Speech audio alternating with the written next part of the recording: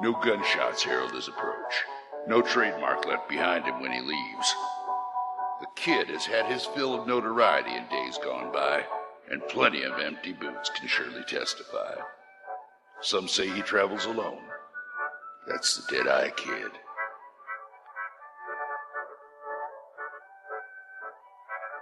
Haunting Melody, Episode 1.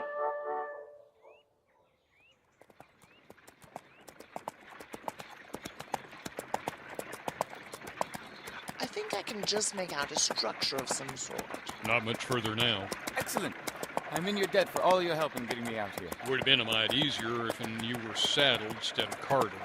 Some of these are ruts. Well, I've never been much of a horseman, and this is a fairish wagon. Garish, rather. Well, I reckon it was cheap. Oh, yes. They rented it to me at a very reasonable rate. Ah, rented. That explains why he has not repainted over the Pyewacket Players placard on the side. I reckon. I understand a couple of the actors are incarcerated for some while. Renting me the wagon and horses saved them board and stowage. Everyone benefits. Actually, some of these murals are rather good. If the players are half as talented as their painter, it might be worth seeking out one of their performances. Lear, Julius Caesar, Romeo and Juliet. They seem to perform rather a lot of the classics. Shakespeare. Did you know that in Shakespeare's day, some 250 years ago, it was illegal for women to perform on the stage? Hush. Oh, Lem, do let me impart a little culture for once. Particularly while you cannot argue. As I was saying, back in the day, all the female parts were played by young men. Oh, goodness, look at that. What's that? That's an awfully steep hill up ahead. Do you think the wagon can manage it? I reckon so, Reverend. Doctor, please. I prefer it as an honorific. But you're a man of God? And a man of science as well. I firmly believe that the church cannot simply deny science, but must embrace it. And hand in hand we shall move forward into the next century. All right, then. Fervent, isn't he? Sorry, I find I must defend myself constantly. Both against those who find science and religion incompatible, and against those who poo-poo my branch of science entirely. Oh? I have made a comprehensive study of the existence of ghosts. Oh, dear.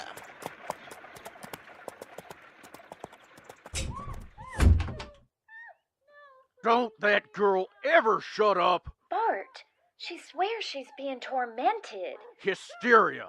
You women can't stop yourselves from being women. But the least you can do is keep quiet when a man wants to think. What do you want me to do? Lock her in a madhouse? Well, she's my own flesh and blood. Your sister's pitching a fit because she ain't getting her own way. It's nothing more. But what if it is something more? I got that well in hand. What? How? Don't go questioning me, woman. Now, where's my grub?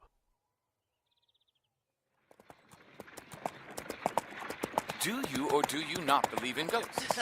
I reckon I do. Many people believe that the supernatural is somehow at cross purposes with the Bible, but it isn't so. Ever since Solomon, the wisest men in the good book studied the ways of the supernatural in order to overcome it. Solomon, is that the king fellow? Famous for his wise judgment and not cutting up the baby. Traditionally, many have always believed that the dead may carry on side by side with the living, unseen, but always present. Ain't this more of a church question? What do you mean? Well, if you believe folks just hunker down once they passed on, then what you think of heaven? I don't believe every soul lingers. Have you ever heard of purgatory? Oh, goodness. Ain't that a town in Nevada territory? In the Bible, purgatory is a place where people who are not good enough to go to heaven, nor evil enough to go to hell, are judged. Which Bible, precisely? Guess I never got that far in Bible learning. It is the premise for all my theories that purgatory is not a place, but merely a state. Wyoming? Ask you which Bible. And that spirits that need to be redeemed, or to mend their ways, may in fact be in purgatory, much like someone could be in a foul temper, right next to us. Balderdash. Utter rubbish. Looky there. That should be the ranch now.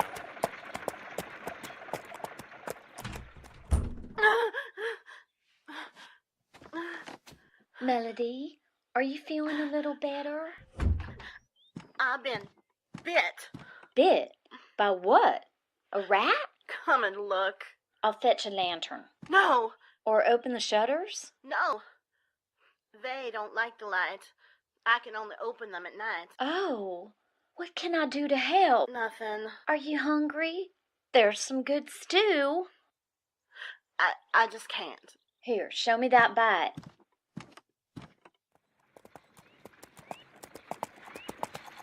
What's gnawing on you?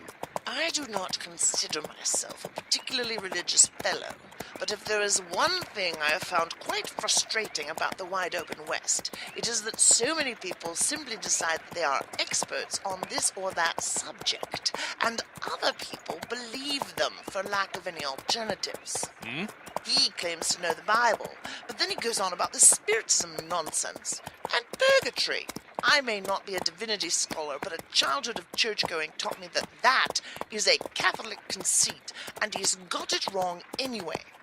Purgatory was where souls waited out a period of penance while their friends and family prayed for their release. How'd they know if they got out? I believe the priests would tell them.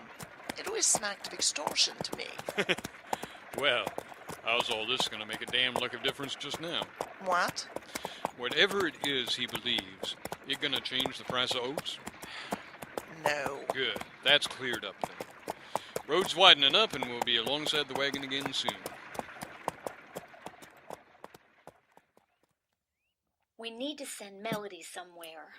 If only you had let her marry... She's 16, too damn young and don't know her own mind. I know, but if she was away... Damn it, woman. You are my wife, and I will not be argued with. Of course. Something bit her. Bit? Like a snake? The marks. They, looked... Well, just spit it out. They looked like they were made by a man. Thank you ever so much for helping me find my way. I'm not much of an outdoorsman. Or horseman. Nor much of a cleric, apparently. Right happy to help. Why is it you were coming all the way out here in the first place? Not to put on a play. It's a rather curious wagon, isn't it? But I'm afraid my job here is rather confidential. Is that the Reverend? Get him on in here. Oh, I'll look to your horses. You get along. Excellent. I don't like him. You don't like his views. They're gibberish. Is that anything like falderall? Why don't you go in and see what brand of falderall he's spinning to the good folks inside? I shall try and keep my temper. Trying never hurt no one. Huh? The Deadeye kid. Convince her it ain't nothing but temper. But the bite... A bite? She looks like she was bit bad. There's no way anyone could have get in there to bite her. Well, it isn't unheard of. A bite? Really? See? Well, manifestations have demonstrated their ability to affect the material world in any number of ways. Oh, do tell. Here's a simple answer for this. She bit her own damn self. She pulled one more shenanigan. I'm taking a strap to the damn girl. Never. Our father wouldn't. He shoulda. If your sister weren't spoiled, we wouldn't be having this idiot in. Sir, I am well respected. You are here to prove this ain't nothing but women's hysteria and a mulish girl's temper. But if it is something else... What do you think it may be, I wonder? Either she's doing this to herself, or she's plumb loco. Which way do you prefer? She's your flesh and blood!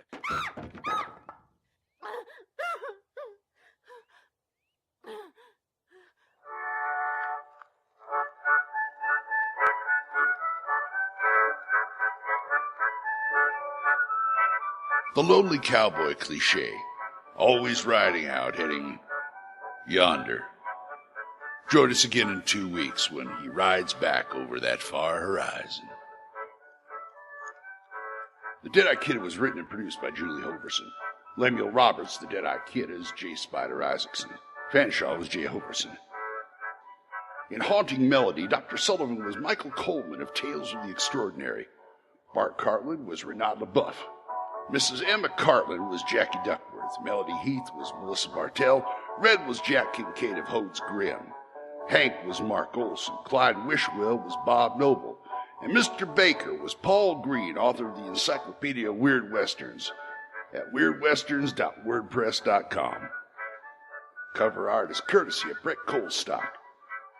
Deadeye Kid opening theme music was I reckon the old 97 from a public domain recording from 1924 found on the Internet Archive. That's at archive.org. I'm your announcer, Old Hoss, also known as Glen Hallstrom. Any other incidental music was by Kevin MacLeod of Incompetech.com. Sound effects were found on Soundsnap.com, Sonomic.com, and OneSoundFX.com. Sound and mastering was done by Julie Hoverson. All persons, places, critters, and events in the story were fictitious or used in a fictitious manner and are not meant to reflect any persons, places, or things, living, dead, or otherwise. Mosey on down to our website at www.thedeadeyekid.com. This presentation is copyright 2010 to Julie Hoverson and Reality Productions. We all expect to come back now here.